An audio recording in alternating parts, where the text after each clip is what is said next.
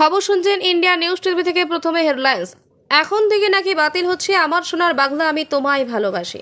নবান্নের নতুন নির্দেশ, সিভিক পুলিশের দায়িত্ব শুধুমাত্র সহযোগী হওয়া, তারা শুধু নিজেদের দায়িত্বটুকু সামলাক। পশ্চিমবঙ্গের পরিযায়ী শ্রমিকদের ওড়িশায় আক্রান্ত হওয়ার ঘটনা নিয়ে ক্ষুব্ধ মুখ্যমন্ত্রী মমতা বন্দ্যোপাধ্যায়। কাল রাজ্য জুড়ে আউটডোর বন্ধের ডাক চিকিৎসক সংগঠনের। Sandip Ghosh go back poster নিয়ে ন্যাশনাল মেডিকেলে অবস্থান আন্দোলনকারীদের। এবারে আসছে বিস্তারিত খবরে। এখন থেকে নাকি বাতিল হচ্ছে আমার সোনার বাংলা আমি তোমায় ভালোবাসি। মূর্তির মাথায় হাতুড়ি পড়েছে আগেই, সেটি দেওয়া হয়েছিল লিউকোপ্লাস্টো। এবার কি বাংলাদেশের মাটি থেকে মুছে ফেলা হবে বিশ্বকবি রবীন্দ্রনাথ ঠাকুরকেই? স্বাধীনতার পরে নয়া বাংলাদেশ গড়ার তোড়জোড় চলছে, সেখানেই দেশের জাতীয় সঙ্গীত হিসাবে আমার সোনার বাংলা বদলের দাবি তুলেছে কট্টরপন্থীদের একাংশ। রবীন্দ্রনাথের বদলে মহিব খানের লেখা ইঞ্চি ইঞ্চি মাটির সোনার চাইতে খাঁটি অথবা দ্বিজেন্দ্রলাল রায়ের ধনধান্য পুষ্পভরা গানটিকে জাতীয় সঙ্গীতের মর্যাদা দেওয়ার জন্য প্রচারে চলছে নানা স্তরে। এমনকি 15ই আগস্ট তারিখটিকে জাতীয় শোক দিবস হিসাবেও পালন আপত্তি তুলেছে তারা। পরবর্তীতে এটিকে জাতীয় আনন্দ দিবস হিসেবে পালনের দাবি তোলা হচ্ছে। 1975 সালের 15ই আগস্ট ভোরে বঙ্গবন্ধু মুজিবুর রহমানকে সপরিবারে খুন করা হয়। বিদেশে থাকায় প্রাণে রক্ষা পান বঙ্গবন্ধুর দুই কন্যা শেখ হাসিনা ও শেখ রেহানা। তাই 15ই আগস্ট তারিখটি বাংলাদেশের কাছে আবেগবহ। তবে কট্টরপন্থীদের হুঁশিয়ারি সত্ত্বেও আওয়ামী লীগ জানিয়েছে তারা 15ই আগস্ট ঢাকার রাজপথে নেমে জাতীয় শোক দিবস পালন করবে। অভিযোগ, এর নেপথ্যে ইন্ধন রয়েছে বিএনপির। তাই এই দিনটি ঘিরে নতুন করে অশান্তির আঁচ বাজছে বাংলাদেশ। অন্তর্বর্তী সরকার গঠিত হলেও শান্তি শৃঙ্খলা থেকে এখনও বহু যোজনা দূরে সোনার বাংলা। রবিবার ঢাকা ইসলামী ব্যাংকের প্রধান কার্যালয়ে হামলা ও গোলাগুলির ঘটনা ঘটে। 3 আধিকারিক সহ জখম হয়েছেন 5 জন। আর কর্তাদের হুমকি সত্ত্বেও পুলিশের একটা বড় অংশ এখনও কাজে যোগ দেননি। তাদের কাজে যোগ দিতে 15ই আগস্ট পর্যন্ত সময় বেঁধে দিয়েছে অন্তর্বর্তী সরকার। প্রায় বন্ধ আদালতের দরজা। আক্রমণে ভয়ে সেঁটিয়ে আছেন সংখ্যালঘুরাও। দেশ জুড়ে গণ অরাজকতা চলছে বলে মন্তব্য করেছেন হাসিনা পুত্র সজীব ওয়াজেদ জয়। নবান্নের নতুন নির্দেশ, সিভিক পুলিশের দায়িত্ব শুধুমাত্র সহযোগী হওয়া, তারা শুধু নিজেদের দায়িত্বটুকু সামলাক। খাতায় কলমে সিভিকরা পুলিশের সহযোগী মাত্র। আইন অনুসারে তারা কোনো তল্লাশিতে যেতে পারেন না। থানায় জিডি করা বা তদন্ত সম্পর্কিত কোনো ফাইল তাদের দেখার কথা নয়। উপেক্ষিত হচ্ছে আইন। রাজ্য পুলিশের অধিকাংশ থানায় সিভিকরাই ভরসা। তদন্তের কাজ বা কেন্দ্রে বিভিন্ন পোর্টালে ডেটা আপলোড করা সহ বহু কিছুই করছেন তারা থানায় বসে। সিভিকদের দিয়ে এই ধরনের কাজ করানো হচ্ছে। আর্যিকর কাণ্ডের পর তার তথ্য সংগ্রহে উদ্যোগী হয়েছে নবান্ন। সরকারের নির্দেশিকায় বলা হয় তারা কেবল সহযোগী হিসেবেই কাজ করবেন।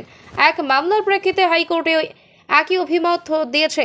অথচ নবান্নের নজরে এসেছে বেশিরভাগ জেলায় সিভিকদের দিয়ে আইন শৃঙ্খলার ডিউটি করানো হচ্ছে। আইন বাঁচাতে তাদের পরানো হচ্ছে জলপাই রঙের পোশাক। নিয়ম ভেঙে তাদের হাতে লাঠি ওয়াকিটকিও ধরানো হচ্ছে।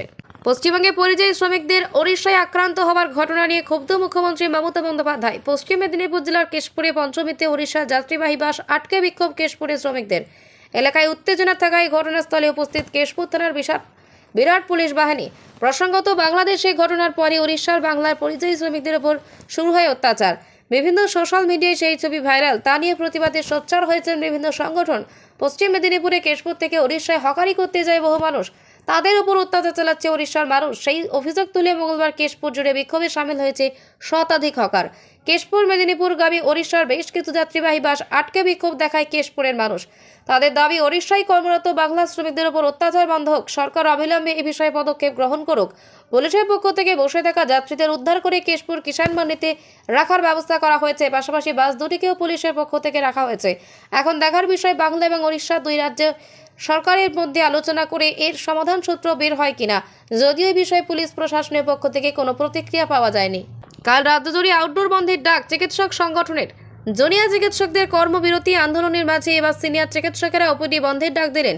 রাজ্য জুড়ে ওপিডি বন্ধ রাখার ডাক দিল চিকিৎসক সংগঠন। আগামীকাল বুধবার রাজ্যের সমস্ত সরকারি ও বেসরকারি হাসপাতালে আউটডোর অর্থাৎ ওপিডি পরিষেবা বন্ধ রাখা হবে। চিকিৎসক সংগঠনের জয়েন্ট প্ল্যাটফর্ম অব ডক্টরস জানিয়েছে বুধবার সকাল 8টা থেকে বিকেল 4টে পর্যন্ত ওপিডি বন্ধ থাকবে। সিনিয়র চিকিৎসকেরাও আউটডোরে কোনো রোগী দেখবেন না। ওপিডি বন্ধের ডাক দিয়ে বড় আন্দোলনের পথে চিকিৎসক সংগঠন। মঙ্গলবার কলকাতা হাইকোর্টের নির্দেশে আরজিকর কাণ্ডের তদন্তভার কলকাতা পুলিশের থেকে সিবিআই এর কাছে হস্তান্তর হয়েছে। কেন্দ্রীয় তদন্তকারী সংস্থা ইতিমধ্যে তদন্ত প্রক্রিয়া শুরু করে দিয়েছে। তার আগেই বড় আন্দোলনের ডাক দিলেন বাংলা চিকিৎসকেরা। Sandip Ghosh go back poster নিয়ে ন্যাশনাল মেডিকেলে অবস্থান আন্দোলনকারীদের। বিক্ষোভে উত্তাল কারকানা ন্যাশনাল মেডিকেল কলেজ। নবনিযুক্ত প্রিন্সিপাল সন্দীপ ঘোষকে মানতে নারাজ পড়ুয়ারা, তার প্রতিবাদে বিক্ষোভ দেখাতে থাকেন পড়ুয়ারা। পরিস্থিতি মোকাবিলায় মঙ্গলবার হাসপাতালে পৌঁছান রোগী কল্যাণ সমিতির চেয়ারম্যান বিধায়ক স্বর্ণকমল সাহা। মন্ত্রী জাভেদ খান পৌঁছায়, তাদেরকে ঘিরে স্লোগান দেয় বিক্ষোভকারীরা। পড়ুয়াদের স্পষ্ট বক্তব্য, কোনোভাবেই সন্দীপ ঘোষকে অধ্যক্ষ হিসেবে মানতে রাজি নয় আমরা। আশঙ্কা, সন্দীপ ঘোষ অধ্যক্ষ থাকাকালীন আরজিকর মেডিকেল কলেজ এবং হাসপাতালে যে ঘটনা ঘটেছে তা পুনরাবৃত্তি ন্যাশনাল মেডিকেল কলেজে ঘটবে না, তা নিশ্চিত করে কেউ বলতে পারবে না। তাই কোনোভাবেই সন্দীপ ঘোষকে হাসপাতালে ঢুকতে দেব না। প্রতিবাদে কার্যত ব্যারিকেড গড়ে তুলেছেন আন্দোলনকারীরা। সোমবার সকালেই আরজিকর মেডিকেল কলেজে অধ্যক্ষ পদ থেকে ইস্তফা দেন সন্দীপ ঘোষ। পরে স্বাস্থ্য ভবনে গিয়ে ইস্তফাপত্র জমা দিয়ে আসেন তিনি। তবে তার ইস্তফাপত্র গ্রহণ হয়নি, বরং তাকে ক্যালকাটা ন্যাশনাল মেডিকেল কলেজ ও হাসপাতালে বদলি করা হয়। এরপরই ন্যাশনাল মেডিকেল কলেজের অধ্যক্ষের ঘরে তালা ঝুলিয়ে দেওয়া হয়, যাতে সন্দীপ ঘোষ কোনোভাবেই অধ্যক্ষের চেয়ারে বসতে না পারেন। আজ সকাল থেকে অধ্যক্ষের ঘরের সামনে সন্দীপ ঘোষের ছবি পুতুল বানিয়ে তাতে জুতোর মালা পরানো হয়েছে।